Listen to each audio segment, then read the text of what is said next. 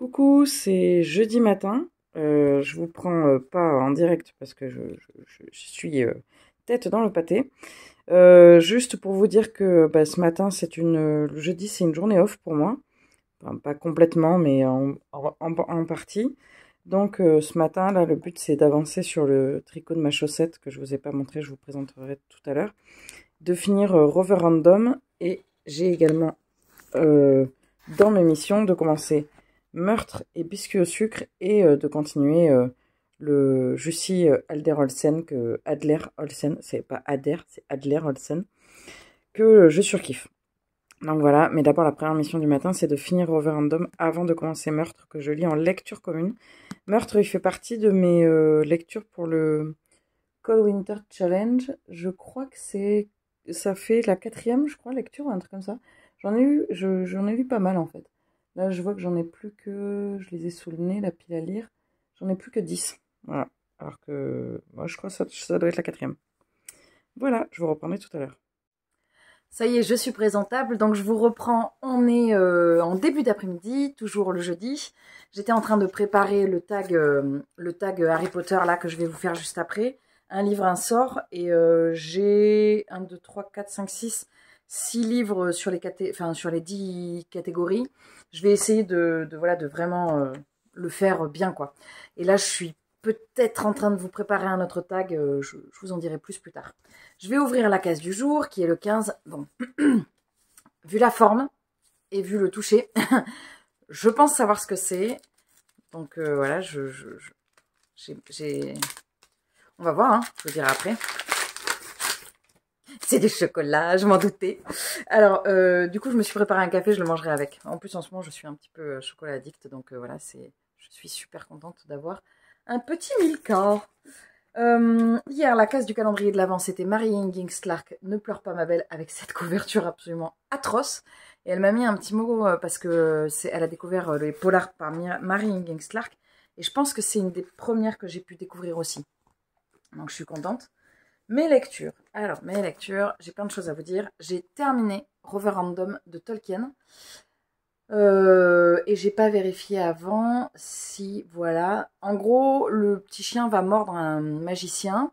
Et il va être transformé en jouet. Et après, il va vivre des aventures dans des deux univers très oniriques. Voilà, on est vraiment sur l'univers fantastique. Je trouve pas que cette couverture lui rende extrêmement justice parce qu'il y a surtout un dragon et que le dragon, bah, c'est pas du tout. On le voit 10 secondes dans le bouquin, donc je trouve ça un peu dommage. Je trouve dommage qu'il n'y ait pas genre le petit chien parce que c'est surtout l'histoire de Rover. Donc j'ai terminé celui-là. J'ai commencé Meurtre et biscuits au sucre de Anna Svensson, de Johan Fluck, Les aventures d'Anna Svensson. On va lire avec mon ami Camille que le livre 1 qui va jusqu'à un petit peu moins de la moitié, qui va jusque là. Donc j'ai lu, je l'attends, hein, donc j'ai lu le début, j'ai lu 4 chapitres. Bon, je suis toujours aussi bien. Hein. De toute façon, ces livres, c'est facile, c'est hyper facile. Quand on lit ce genre de livre, surtout là c'est le tome 6, bah, en fait on a l'impression de hop, on a mis le peignoir, on a enfilé les pantoufles, c'est bon, on est calé.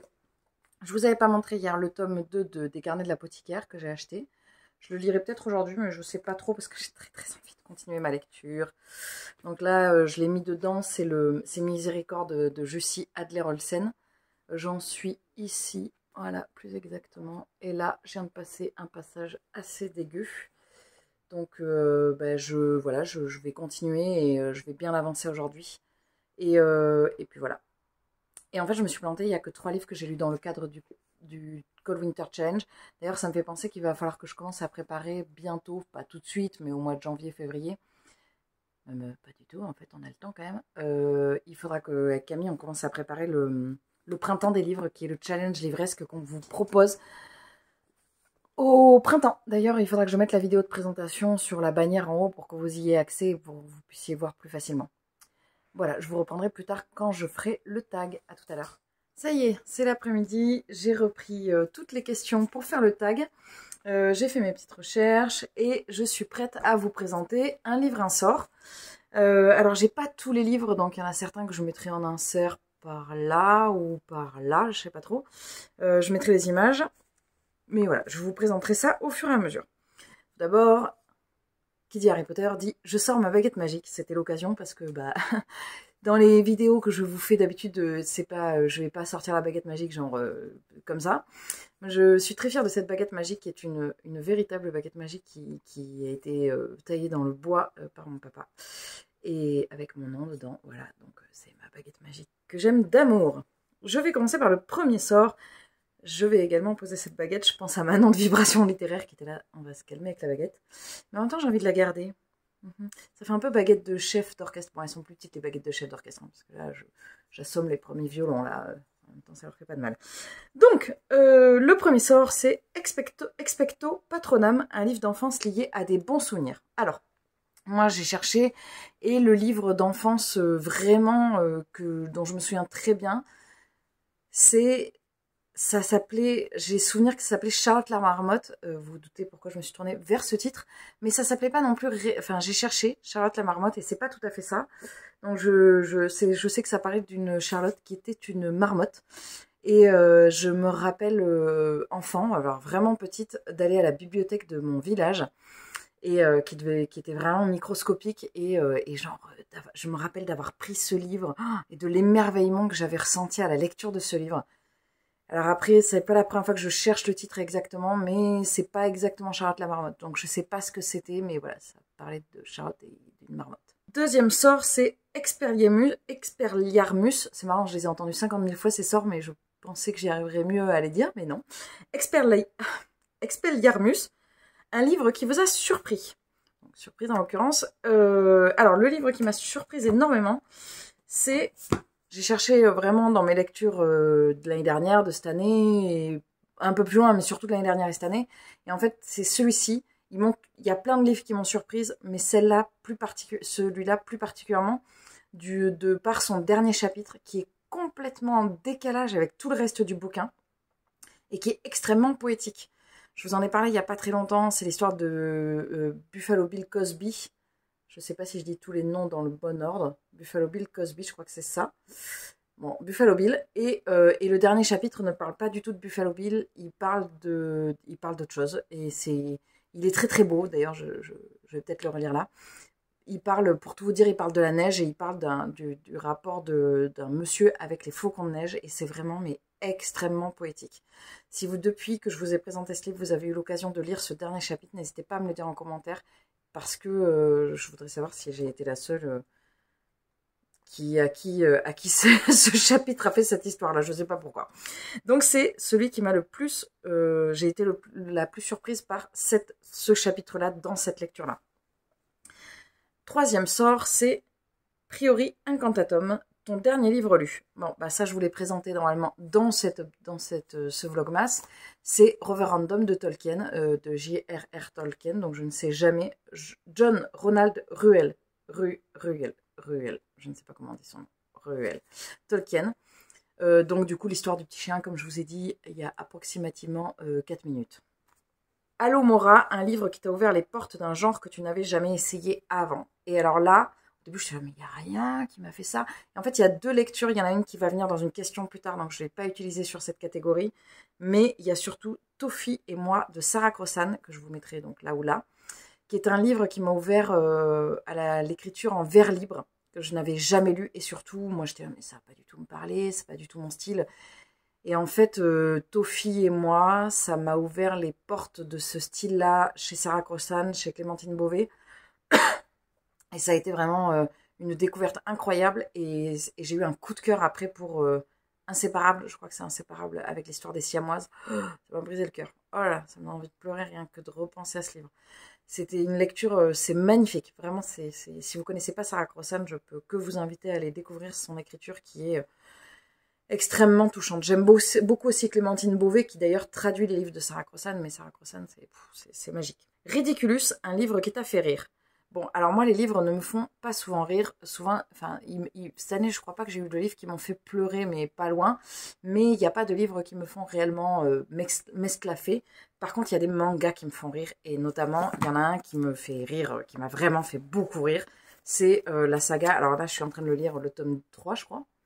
Oui, c'est ça. C'est la saga Donjons et Dragons... Glouton et Dragon de Ryoko Kui. C'est un manga qui me fait vachement rire et qui est plein d'humour et surtout qui va dans un style très particulier parce qu'on va suivre des super-héros qui sont dans un donjon.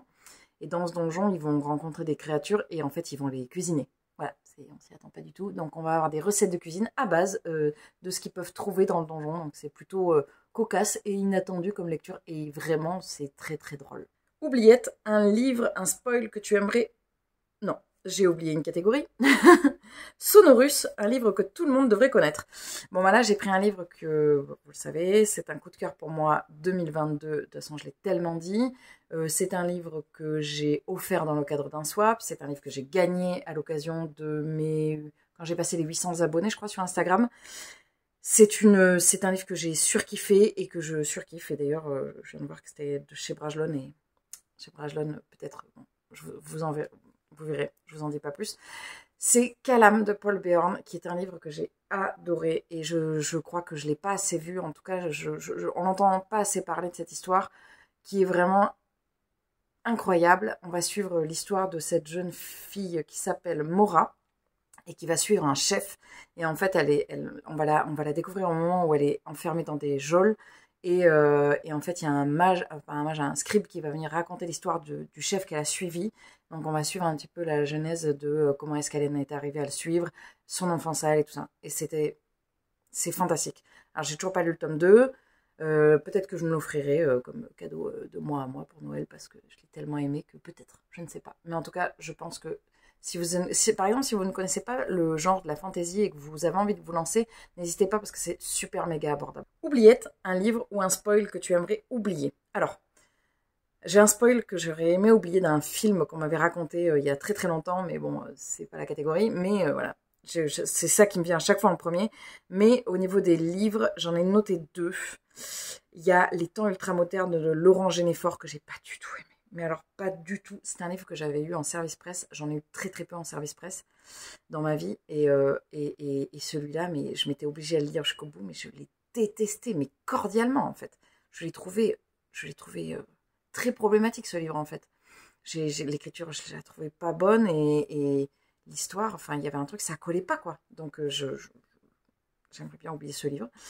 Et Noël Actually, qui est un regroupement de livres d'auteurs de chez Charleston, et notamment il y avait une nouvelle qui était très problématique, mais vraiment pour moi très très problématique. Et j'aurais aimé oublier ce livre que je n'ai pas du tout aimé. Imperio, un livre que tu as lu, que tu as dû lire à l'école. Alors là, le premier titre, pareil j'en ai mis 2, mais le premier titre qui me vient toujours à l'esprit, c'est L'île au trésor de Robert Louis Stevenson.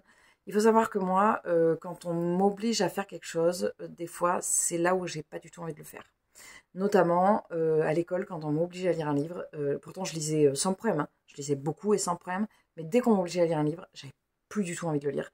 Et j'ai un souvenir très douloureux de la lecture de Robert Louis Stevenson parce que ça avait été long de le lire. Parce que voilà, on me forçait à le lire et j'avais pas du tout envie quoi. Donc ça avait été la catastrophe. Et à contrario, j'ai l'inverse, c'est-à-dire que j'ai lu une lecture dans le cadre du lycée qui m'a complètement chamboulée. Et je pense que c'est un des livres que j'ai le plus lu. C'est Antigone de Hanoï. D'ailleurs, j'aurais pu le prendre parce que je l'ai dans ma bibliothèque. Mais je sais pas où il est. J'ai la bibliothèque en face, mais je ne le vois pas. Bon, c'est pas grave.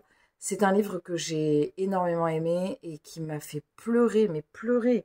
Et je sais pas pourquoi. Je pense qu'il y a quelque chose chez cette héroïne, chez Antigone, qui est venue... je sais pas, me tirailler à une époque compliquée, de l'adolescence compliquée. Donc voilà, c'était vraiment très très très bouleversant. Enfin, ça a été une lecture que j'ai adorée.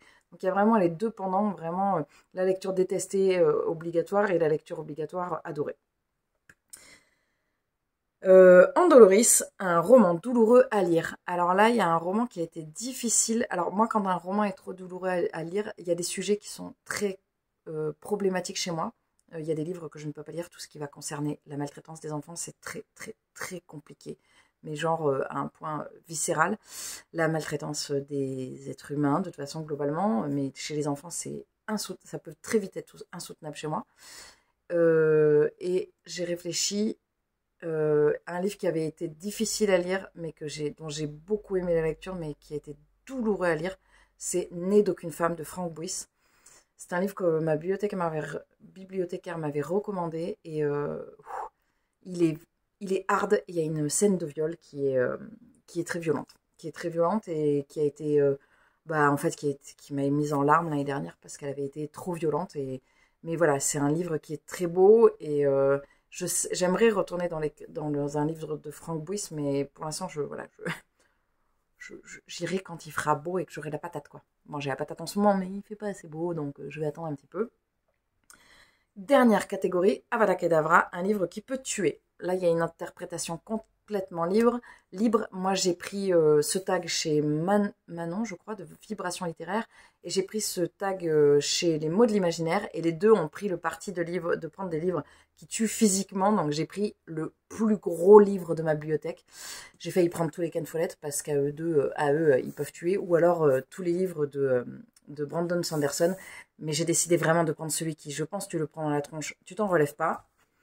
Il est énorme et hyper lourd. On va déguster l'Italie de François-Régis Gaudry, qui n'est pas à moi, mais qui appartient à la maison, et qui est un livre qui est absolument colossal, et qui est très très lourd. Je pense qu'il doit faire, je sais pas, peut-être 1 kilo. Mais voilà, c'est un livre sur la cuisine italienne, et qui, à mon avis, peut tuer son homme. Voilà.